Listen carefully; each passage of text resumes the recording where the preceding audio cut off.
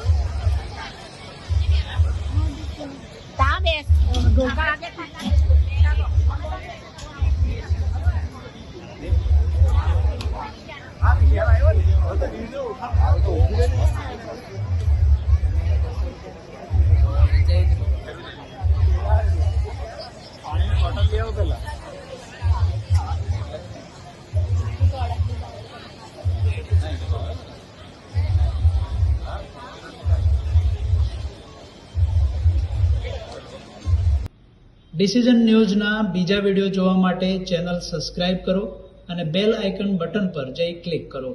સ્વતંત્ર અને આઝાદ પત્રકારત્વની મદદ કરવા નીચે આપેલા થેન્ક્સ બટન પર જઈ ક્લિક કરો.